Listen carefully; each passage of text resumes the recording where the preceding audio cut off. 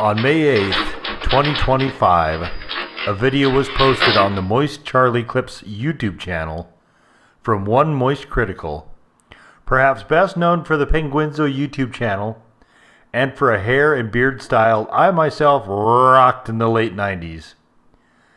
In his video, Charlie struggled mightily to assemble a reasonably short top video games list. I watched with great interest, as I've been kicking this idea around for a while, and at the time was streaming a game that struck me so deeply that I not only played it extensively, but began to wonder how it fit into the framework of legend and lore. This was the same impetus for Charlie. For him, the prime mover was Claire Obscure Expedition 33, a game that looks gorgeous but which I have not yet played, though it is on the list for some future point.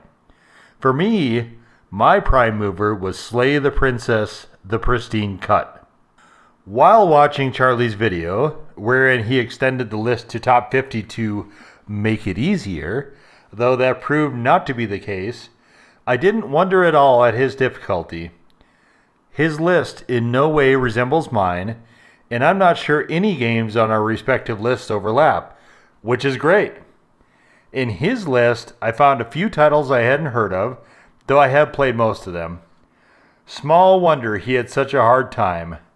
Charlie has been doing this a long-ass time.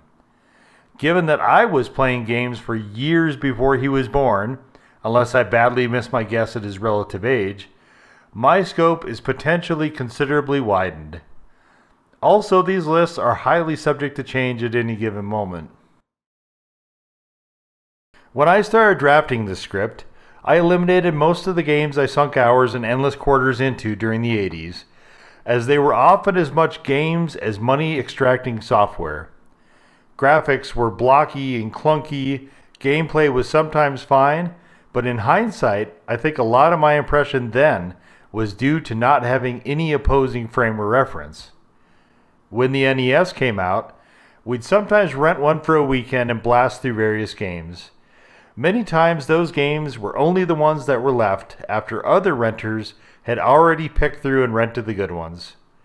Other friends eventually bought one of the systems and, especially during high school, we'd spend countless party night hours during underage drinking sessions dicking endlessly with Super Mario. My best friend during high school had a Vectrex, and sometimes we'd fuck with that. Several portable games were hitting the market, which largely featured either red dashes or red dots. It was an upgrade when my brother finally got a Super NES, and I spent a number of days playing through repeated seasons of Tecmo Baseball. But zero of those games from back then, while historical, are comparatively atop anything. Most of the games on my top list hit a particular sweet spot for me, being in some way a huge paradigm shift, perhaps in the general landscape, but definitely in my perception in relation to video games. That's not the only factor, of course, but a significant one.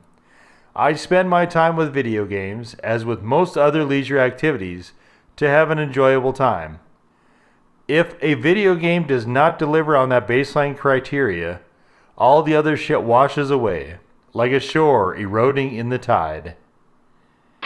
Research for this video, which constituted by far the majority of the time I spent on this, was a bit daunting. It was like trying to put together a puzzle that's missing pieces, and the greater the number of years in games, the smaller the pieces, and more of them that make up the composite mosaic. But you have to start somewhere, and I started with my trophy list on the PS4, which is public, by the way. One of the reasons I like playing games on the PS4 and on Steam, where my achievement list is also public, is that it helps me keep track of what I played. Across the years, memory has accumulated so many different pieces of information, it can be difficult to extract things unless I somehow, in some way, find them striking. I know Xbox also has achievements, and I was infinitely grateful when both they and Sony decided to start bridging different console gens, but I was a Sony fanboy for a long time, even preceding the admittedly dumb console wars, and I never really got too much into Xbox beyond playing it at friends' houses. Overall, I generally dislike multiplayer anything, and so Sony, with mostly single-player gaming experiences, was more resonant to me. I also think that the PlayStation controllers are worlds better. This is a long, rambling way of saying that I don't have an Xbox account, so, like Nintendo in a similar vein, I don't need to worry about searching lists on either. Anyway, when going through the PS4 trophy list, there were a lot of games in there I didn't recall playing, some of them with a trophy percentage, which would indicate at least some sustained interaction. I came out of that list with a good 14 definite titles and 9 at least honorable mentions, and we're already at 23. After Steam, I had another 3 definites and 4 more honorable mentions, along with an itch at the back of my skull that I was missing something big. It seemed my quest for titles was not yet concluded. There was also the question of where Slay the Princess would fit into the scheme of all this. So, after going through my old YouTube community posts and discovering they only went back a year for anyone not me, I hopped on Metacritic and got all the way to the 20th slot before I found a title that would be on my list. At this point, I had to contend with the possibility that many of the games I played in the late 90s, after Doom and Doom 2 revolutionized everything, were lost to easy or quick recovery. But back to the deliberation, questions arose such as, should I include Warcraft 2, which I enjoyed a lot and sunk many hours into, or Star Control 3, which I similarly loved? What about things like the first Deus Ex, which I loved and thought had huge potential but didn't manage to finish before I and the roommate who owned the PS2 I was using parted ways? I haven't looked into whether I can replay those or other games from back then to see if they still hold up now, unbound by the shackles of time. But even if I can, should I? Will I hit diminishing returns? If so, how fast? How much time do I really want to sink into this project? I think our impressions on a work of art are often colored by the time and circumstances we encounter it, such as the company we may be with at the time, for instance. If I find a way to replay all that shit and find it's time locked, do I then have to do all that with every other game I ever played and enjoyed? The next position in the Metacritic list was 84, then 100. Then 113, then 162, then 268, then 528, then 686, and I noted a few problems. There have been a lot of repeated titles, as in remasters or ultimate editions or bundles counted as separate titles. Remakes I get, but merely repackaging an existing game, it just adds a lot of fluff. By this time, I'm on page 29 out of 571, and every title that is in the slots I mentioned is already on my list.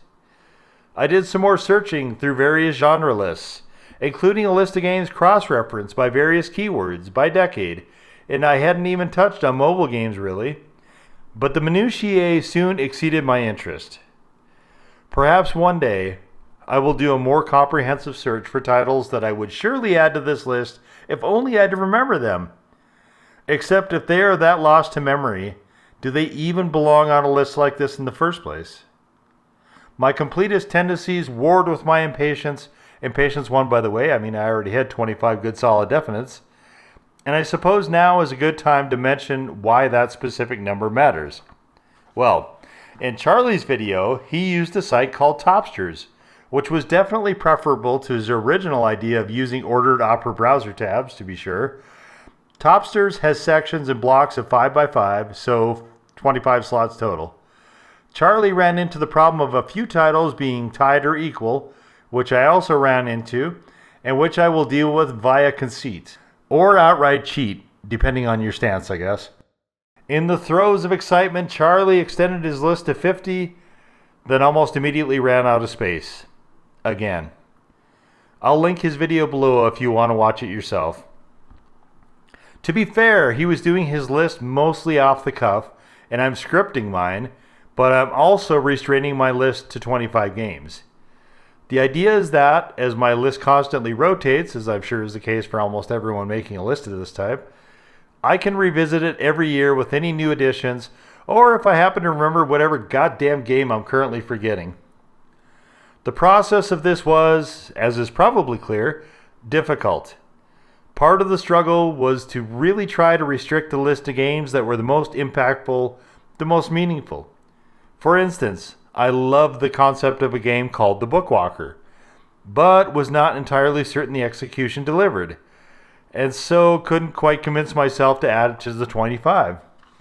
I'm going to play the game on stream at some future point, so my feelings might change, and I absolutely think people should check it out for themselves.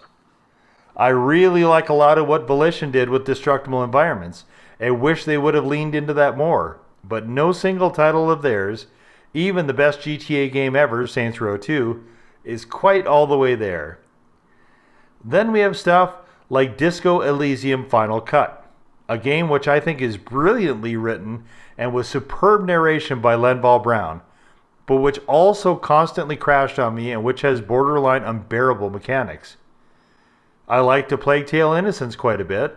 I recorded my run, which is in a playlist here, and Requiem will be streamed at some future point, but the end of Innocence got a tad wacky. See also Mass Effect 3. What could I replace so that I could add The Witcher 3? But also, did I like it in totality that much? The first Resident Evil was a sea change, but it was also pretty wonky. The camera angles and tank controls were clunky, but you could put a spin on the technical limitations causing those by making the case they were part of the overall horror vibe. I personally think Jill Valentine did more to open the eyes and minds of gamers than perhaps any other singular entity, and she remains one of my all-time favorite characters, as well as easily the best thing about that game. I played through the initial release and the director's cut and RE2, which I liked a lot less, and RE3, which I like more, yes, because of Jill, but I tried to play the first Resident Evil again somewhat recently and couldn't bear it. While groundbreaking back then, it is a game that has become time-locked for me. There are series that I think have to be taken as a whole, such as Mafia, Metro, Mass Effect, Uncharted, the Tomb Raider Survivor reboot. Shadow is coming to streaming at some point, by the way. Both Judgment games and the Horizon series. While I think there are standout games in those series, and they are Mafia 2, Metro Last Light, Andromeda, Lost Legacies, Tomb Raider, and Horizon Forbidden West, with both Judgments being essentially equal, none of these quite leap out individually for me to the extent that I would put them in the 25. I guess that was more or less the honorable mentions, and now here comes my out. This list of 25 is not really a weighted ranking one. There is not really a number one that I like best of all, or a 2, or 3, or 4, or 5, you get the idea.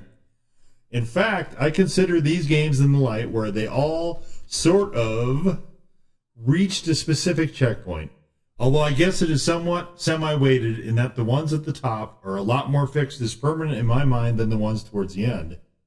Also, while I generally finish games as a rule, unless they're really shit, I rarely replay them, but with nearly every title in the 25, I've not only replayed them, but replayed repeatedly. I've also bought some of these titles several times. We start with Doom 1993 and Doom 2. This was one of my biggest holy shit gaming moments. During the many hours of my life spent in various arcades, I had observed graphics were progressing alongside processing power, but I wound up in a position where I had to forcibly take a break from gaming. This pause lasted through the initial launch of Wolfenstein 3D and both of the Doom games, but a friend showed them to me in the mid-90s and nothing could have prepared me for the intensity of my first time. I was blown away, with each weapon seemingly better than the last, and enemies and environments that were creatively nuts.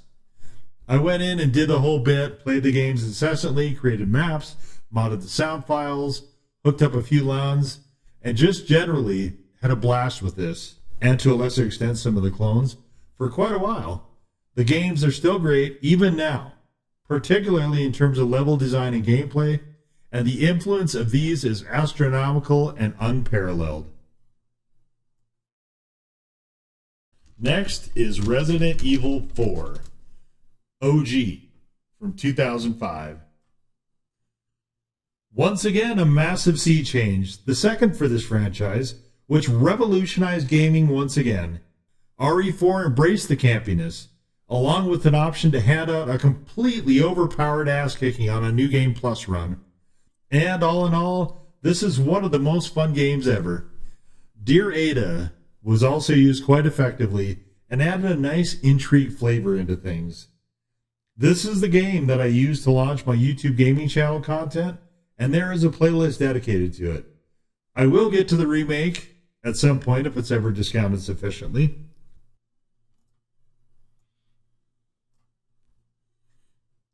Side by side with RE4 OG for me on the PS2 were both God of War 1 OG, the 2005 version to be clear, and God of War 2. These were less of a sea change than things that just knocked me on my ass. Combat was nimble and it never stopped being massively fun to grab what you could and rip it in half. I've always been a huge fan of mythology, and seeing the familiar stories spun in this way and set against an epic and sweeping backdrop, complete with some of the best voice acting the series has ever seen, in particular, the best Kratos, not to mention the grandiose orchestral score, was almost as good as the gameplay. Almost. These two games really set the standard, and everything else in the franchise that came after, even where some of it is enjoyable, takes a backseat to these. All the games prior to the reboot in 2018 I made content on, and they have their own playlists. I have no current plans for either of the Norse God of War games for streaming or otherwise, though I did comment on both extensively in my YouTube community section. Turning now to the Xbox, we have Fallout 3. An old roommate played the first Fallout games quite a bit on his laptop when they first came out, but I've never really liked top-down games and everything on the screen seemed overly tiny. I tried playing both this and the sequel myself years later and it didn't catch, though I did play both after Fallout 3. Fallout 3, if you hadn't already guessed, was another massive sea change for me, dropping you directly into a post-nuclear radioactive world, while probably not exactly realistic, was great fun, and boy did I love VATS. In fact, I still love VATS. Brilliant. New Vegas, that hopelessly buggy mess, followed this, and I observed that I don't really love games set in the desert so much. Also, I really love the power fantasy, and Fallout 3 plays pretty heavily into that without getting overly repetitive, unlike, say, Fallout 4. Back to the PS4, we have Bulletstorm next. If Doom invented the shooter genre, debatable, I know, but saying it did, actually it doesn't matter who invented it. Bulletstorm perfected it. Every single wet dream of an FPS enthusiast is here as far as game mechanics and weapons, and gameplay is a constant joy. You can snipe, you can get in close and dirty and with full gore. You can charge a weapon and wipe out a room a la BFG. You have a leash thing. You have crude and machismo dialogue so over the top, it is clearly meant to be brilliant satire, and you have the slightly crass and sardonic anti-hero voiced by Steve Bloom. This is the best the form has ever gotten. Ever. And it's not even close. Still sticking with the PS4, though I initially first encountered this game on Game Pass, is Wreckfest. I like racing games, to a degree. I don't like when the games object to me adding smashy tactics. This game, however, embraces it and is one of the few where the multiplayer component is somewhat enjoyable. There's a good variety of tracks, and the cars, while being mostly junky piles of shit, think of Roadkill the Car series as a racing game, have a decent amount of flexibility to them. This is one of the few games where I did everything there was to do. I do know Wreckfest 2 is out in early access and will probably stream that at some point. The next title I played on both Xbox and PC, repeatedly on the latter, and that is Dragon Age Origins. Sometimes I fall in love with video game characters, as I did with Jill Valentine and Ada Wong, and here with Leliana. I wasn't super huge into RPGs prior to playing this, but it was the perfect game that hit at exactly the right time, and I was pretty instantly floored. I've always been fond of the fantasy genre, and here it was realized in just a brilliant and extremely well-written fashion, along with romance elements that were strong and hinted of better things to come. That they did not come in any of the later games does not detract from this one. Another title that started with Xbox and then went to the PS4 is Descenders. I initially came across this on Game Pass on Xbox when I momentarily had access to one for a while, and the differences between this and the PlayStation version was profound. I did a video, in fact, comparing them both if you want to check it out. I've sunk vast hours into this, and I loved the game so much, I bought it at full price on PlayStation. I feel this is saying something, as paying full price for any game ever is a rarity for me. This game is just a really cool cycling experience. I was formerly a road cyclist myself, though not a mountain biker, as this game almost entirely is, and the procedurally generated trails and the respective biomes tend to be excellent, lending to a lot of different playstyles, along with the best of crashes. The multiplayer component is pretty fascinating, and I also dig that as well. Sometimes games hurt, and one of these is Nier Automata.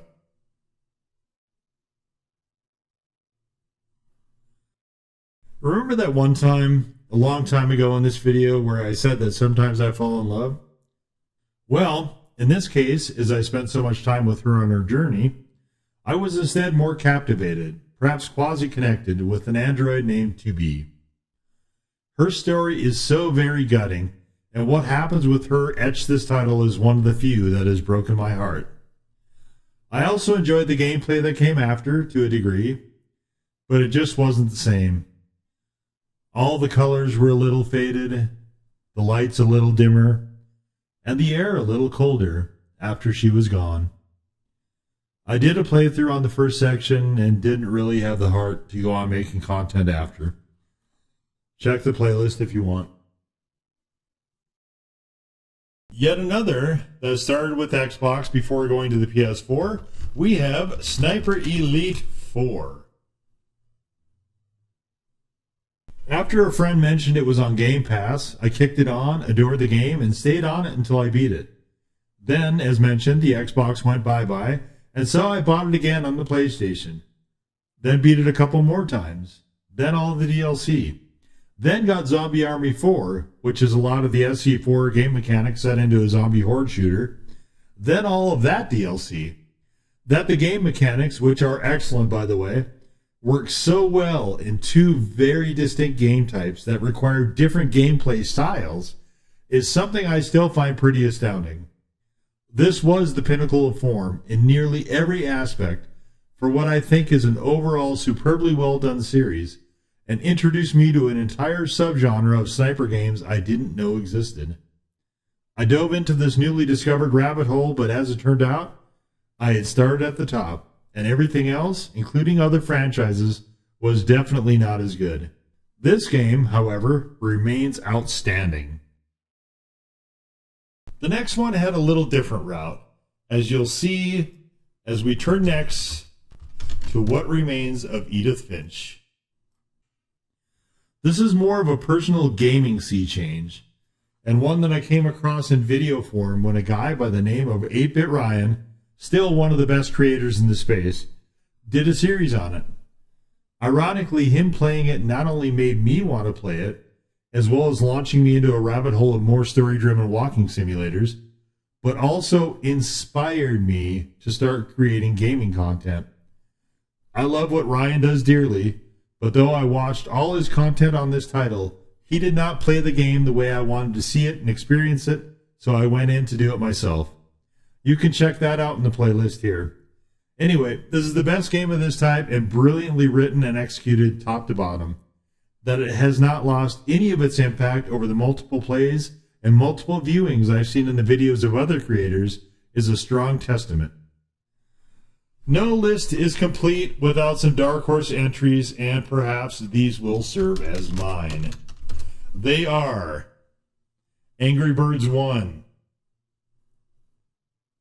Angry Birds 2, Rio, Seasons, and Friends. Yes, this is probably an odd addition or odd additions, as the games were more or less physics demonstrations for touchscreen devices. But the science and math involved in the trajectory and force and dynamic equations that must be calculated in one's head to engage, I find quite enjoyable. There is much to be said for casual games in my book, and I enjoyed all of these immensely. If I were inclined to ever install another game on my phone, it would probably be one of these. In fact, I kept a Kindle specifically to play some of these titles before they shut down the servers or whatever happened there. Some franchises are a series of standalone games, and this next entry is one of those. It is Far Cry 4. I've never been much a fan of Ubisoft games. I think they're competently done for the most part, but most of them bore me to tears. I've not ever, for instance, completed any Assassin's Creed game, and I think Ubisoft generally embodies nearly all the worst trends in gaming currently. However, since I've been a fan of shooters for a very long time, eventually it came to my attention that Far Cry 3 was considered a notable title and was part of a whole series I'd not played yet. So, I went through all the Far Crys. They are, for the most part, generally the same game, but 4, despite a stupid, though at least somewhat believable storyline, had the best mechanics and best representation of what the series does. This game was peak form in terms of how much fun the various game elements can be. I was never not going to play this next game, which is Stray. The internet is by cats for cats. This game finally realizes the dream that the entire internet has been building towards since it began, that of playing as a cat. I have done a playthrough of this as well. See the playlist. The next title reminds me that even games in a form I don't necessarily enjoy can lead to brilliance down the road. Such is the case with Teardown. Part of my sensibilities when it comes to gaming is that I kind of despise shitty graphics. I lived through the Atari age, through the blocky pixelated stuff in the arcades in the 80s and in the first couple of Nintendo generations, so I have little interest in modern games intentionally done in that aesthetic. This means I intensely dislike the vast majority of Minecraft. This game takes the one thing I do like from Minecraft and makes it into an entire game. I did a playthrough of this that you can check out in the playlist, but yeah, great fun, as video game destruction tends to be. Sometimes a game comes along that will sneak up on you, such as Soma. The actual world I find more than a touch iffy here, but I did enjoy the overarching concept and premise greatly.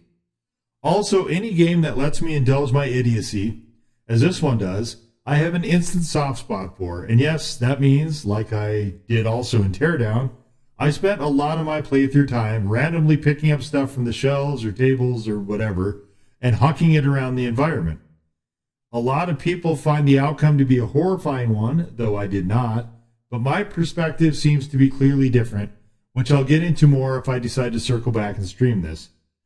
I don't want to spoil anything, as I think everyone should experience this game, even if many of the choices are agonizing, and much of the gameplay is a slog, but it is a definite must-play, I think.